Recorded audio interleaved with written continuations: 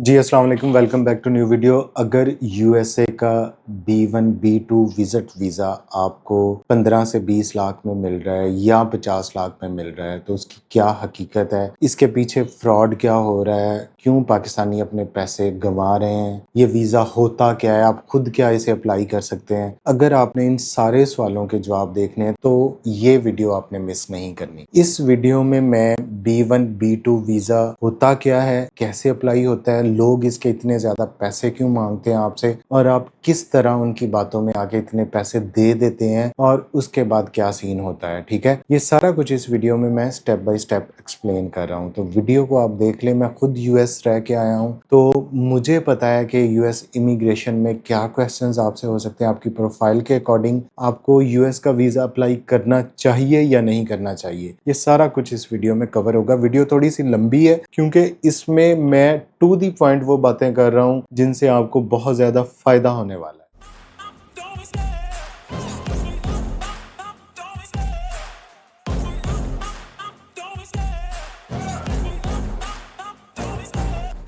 तो जो भी थर्ड वर्ल्ड के कंट्रीज़ हैं उनकी सारी ज़िंदगी बेचारों की इसी सूरत में गुजर जाती है कि कहीं से किसी अच्छे कंट्री का रेजिडेंस कार्ड मिल जाए, सिटीज़नशिप मिल जाए, वहाँ का वीज़ा मिल जाए। तो ऑलमोस्ट हर पाकिस्तानी की यही ख्वाहिश है कि उसे यूएस का वीज़ा मिल जाए। ठीक है, ये एक दिली ख्वाहिश है जो पैदा होने के बाद जब अकल आती है तो उसके साथ शुरू हो जाती है। तो ये वो डोमिनेंट ख्वाहिश है, ये डोमिनेट करती है हमारे दिलो दिमाग के ऊपर कि किसी तरह यूएसए चले जाएं। और यूएसए जाएं भी क्यों ना, यूएस लैंड ऑफ अपॉर्चुनिटी है। आप सामने देख लें कि यहाँ पे भी पिक्चर लगी हुई है स्टैचू ऑफ लिबर्टी की। तो यूएस का वीज़ा होता क्या है, देखें यूएस में अगर आप विजिटर के तौर पे अप्लाई करते हैं तो उसमें दो कैटेगरीज हैं, एक B1 है और एक B2 वीज़ा है। B1 वीज़ा जो है वो बिजनेस कैटेगरी में, अगर आप किसी बिजनेस एसोसिएट से मिलने के लिए जा रहे हैं, कोई बिजनेस आपने एस्टेब्लिश करना है, आपके पास पैसे हैं, या आप कोई साइंटिफिक या कोई भी ऐसा इवेंट, कोई कॉन्फ्रेंस, कोई बिजनेस कॉन्फ्रेंस, कोई कन्वोकेशन अटेंड करने जा रहे हैं तो उसके लिए हो सकता है। अगर आप कोई कॉन्ट्रैक्ट नेगोशिएट करने जा रहे हैं तो उसके लिए भी आपको जो है वो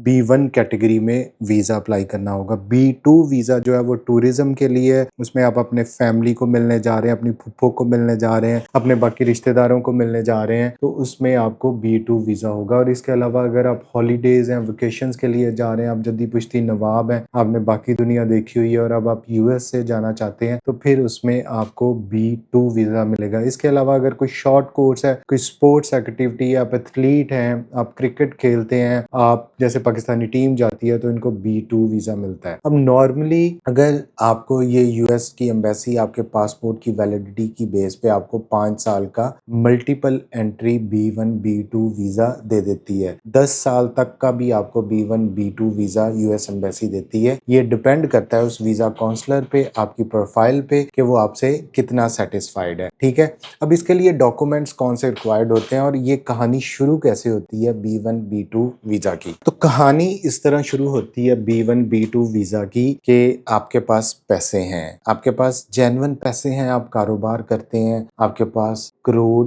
1.5 करोड़ का बजट है, या आपके पास कोई प्रॉपर्टी, अब्बा जी की ज़मीनें हैं तो आप उनको बेच के कहते हैं कि जी मुझे अमेरिका भेज दें। आप सर्च आउट करते हैं डन बेस्ड यूएस वीज़ा, तो उसमें आपके पास ऑप्शंस आती हैं 10 लाख, 20 लाख, 30 लाख और 50 लाख। पाकिस्तानियों की ये साइकी है कि अगर इनके सामने 4 चीज़ें रख दी जाएं और जो सबसे महंगी चीज़ है उसको ये पसंद करेंगे कि शायद 50 लाख वाला जो वीज़ा है यूएस का, ये बहुत अच्छा वीज़ा है, इस पे यूएस काउंसलर जो है वो हमारे घर आके हमें वीज़ा दे के जाएगा। तो ये उनके माइंड में होता है, तो वो सबसे पहले टॉप वाली चीज़ को जो है वो पकड़ते हैं। ये ऐसे ही है कि जैसे आप मोबाइल लेने जाते हैं तो आपको अल्ट्रा प्रो मैक्स चाहिए, गाड़ी में फुल ऑप्शन गाड़ी चाहिए, बेशक आपको ऑल व्हील ड्राइव नहीं भी चाहिए, तो जो भी चीज़ चाहिए वो हमारे माइंड में होता है कि शायद महंगी है तो ज़्यादा अच्छी है। इसी तरह वीज़ा की कैटेगरी में भी लोग खेलते हैं। अब इसकी एक्चुअल फीस आप सुनेंगे, इसकी सिर्फ $185 है, जो पाकिस्तानी बनते हैं 55 से 60 हज़ार के राउंड अबाउट। ठीक है, इसके अलावा अपॉइंटमेंट भी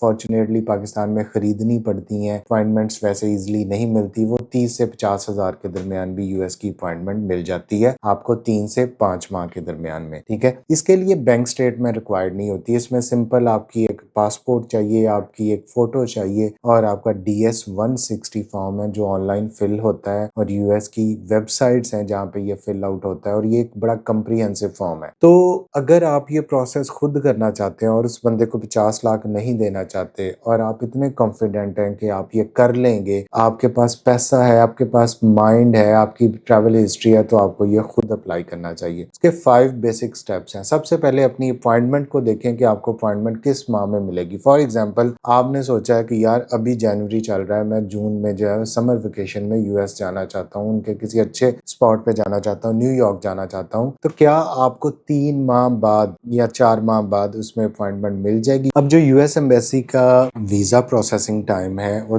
30 डेज टू 180 डेज तक भी चला जाता है, लेकिन विजिट वीजा नॉर्मली उसी टाइम पे जो है वो डिसाइड हो जाता है जब आपका वीजा इंटरव्यू होता है। तो सबसे पहले अपनी अपॉइंटमेंट का देखें कि आपको अपॉइंटमेंट कब मिल रही है। उसके बाद आप अपना ऑनलाइन DS 160 फॉर्म जो है वो उसको फिल आउट करें। ये एक बड़ा डिटेल्ड फॉर्म है, इसके ऊपर भी मैं एक वीडियो फर्दर बनाऊंगा कि इसको कैसे आपने फिल आउट करना है। उसके बाद थर्ड पे आपने अपनी अपॉइंटमेंट जो है वो स्केड्यूल करनी है, ऑनलाइन ही होती है और वहाँ पे आपने अपनी फीस पे करनी है जो $185 है और उसके बाद आपने वीजा इंटरव्यू के लिए चले जाना है। अब वीजा इंटरव्यू वो चीज़ है जो आपका 95% तक डिसाइड करेगी कि आपका यूएस का B1 B2 वीजा मिलेगा या नहीं। ये कैसे पास आउट करना है, इसमें कौन से क्वेश्चंस होते हैं, इस पे भी एक डिटेल वीडियो आपको मैं बना दूंगा। नॉर्मली सबसे इंपॉर्टेंट जो चीज होती है कि आपका प्लान क्या है, आप क्यों जा रहे हैं यूएसए और आप क्या वापस आ जाएंगे, क्या आपके पास इतने फाइनेंशियल मीन्स हैं कि आप अपना स्टे वहां पे जस्टिफाई कर सकें। अब यहाँ पे लोग जो है वो आपसे पैसे लेते हैं जो 20 लाख 10 लाख या 50 लाख। देखें जो ओरिजिनल प्राइस है वो सिर्फ मैंने आपको बता दी 55 to 60,000 है। अब फॉर एग्जांपल वो देखते हैं कि आपकी जब आप किसी कंसल्टेंट को अपना पासपोर्ट देते हैं तो आपकी ट्रैवल हिस्ट्री देखता है कि आपने पहले कहाँ कहाँ पे ट्रैवल किया हुआ है। अगर आपने सिंगल ट्रैवल किया या अपनी फैमिली के साथ ट्रैवल किया, बहुत सारे पाकिस्तानियों की जो ट्रैवल हिस्ट्री में वो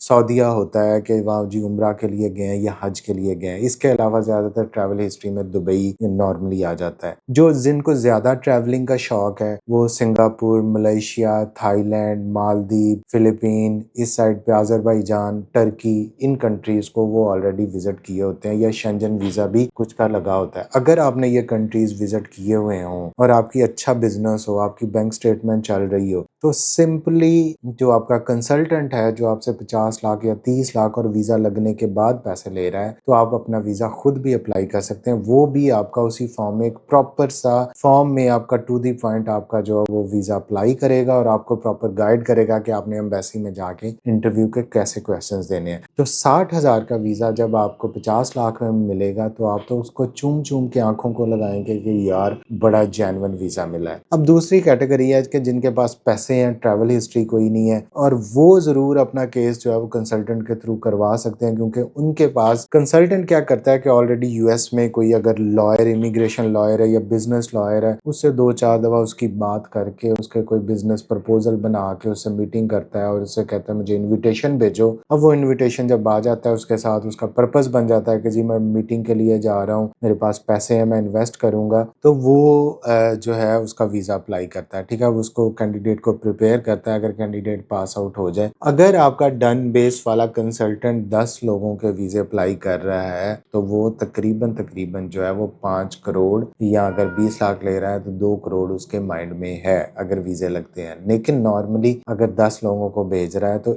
एक का भी वीजा लग जाए या 2 का लग जाए तो वो इतनी कॉस्ट आराम से निकाल लेता है जो बाकियों के रिफ्यूजल पे आती है। फॉर एग्जाम्पल एक बंदा रिफ्यूज होता है तो 185 60,000 का नुकसान है, 10 बंदे रिफ्यूज हुए तो 6 लाख का नुकसान है, और अगर एक बंदे का वीजा लग जाए तो 14 लाख उसको 15 लाख उसको प्रॉफिट हो जाता है, और बाकी जो है वो बेशक अपने पासपोर्ट पे यूएस का वीजा रिफ्यूजल लेके बैठ जाते हैं। तो आप भी अगर जेन्युइन ट्रैवलर हैं, आपने फैमिली के साथ ट्रैवल किया हुआ है कहीं पे ऑलरेडी, तो वो शो करता है कि आपके पास पैसे हैं और आप अपनी फैमिली के साथ ट्रैवल करते हैं, आप एंजॉय करते हैं अपनी वेकेशंस को, फिर आप यूएस का जरूर B1 B2 वीजा अप्लाई करें। दूसरी कैटेगरी में अगर आपकी फुप्पो वहां पे रहती हैं, आपकी फैमिली वहां पे रहती है, आपके उनके साथ बहुत अच्छे टर्म्स हैं, आप कॉम्पिटेंट, आपके पास पैसे हैं, आपने यहाँ पे अच्छा बिजनेस रन कर रहे हैं, खुश हैं पाकिस्तान में, सिर्फ उनको विजिट करने के लिए जा रहे हैं, तो फिर भी आप अपना B1 B2 वीजा अप्लाई कर सकते हैं। लेकिन ये बात याद रखें कि यूएस का वीजा आपने हमेशा बड़ा सोच समझ के अप्लाई करना है। अगर आपने विदाउट सोचे समझे बस इसकी ट्राई ले ली और यूएस की रिफ्यूज़ल ले ली, तो उसके बाद बाकी कंट्रीज़ भी काफ़ी हद तक जो है वो आप पे वीज़ा आपको नहीं देंगी, वो कॉन्शियस हो जाएंगी। इसीलिए कहते हैं कि यूएस का वीज़ा लगा हो तो आपके बाकी वीज़े बहुत आसान हो जाते हैं। तो जो लोग भी ये वीडियो देख रहे थे उनको बहुत सारी चीज़ें क्लियर हो जानी चाहिए कि B1 B2 वीज़ा है क्या, कौन से लोग अप्लाई कर सकते हैं, इसका एक्चुअल बजट कितना है, कंसल्टेंट कितना डिमांड करते हैं और ये प्रोसेस होगा कैसे। इस पे फर्दर भी वीडियोस यूएस पे मैं जो है वो अपने चैनल पे हमारे आएंगी, आप उनको देखें। अगर आपको कोई जेन्युइन इन्फॉर्मेशन चाहिए तो आप हमसे रब्ता कर सकते हैं। हमारे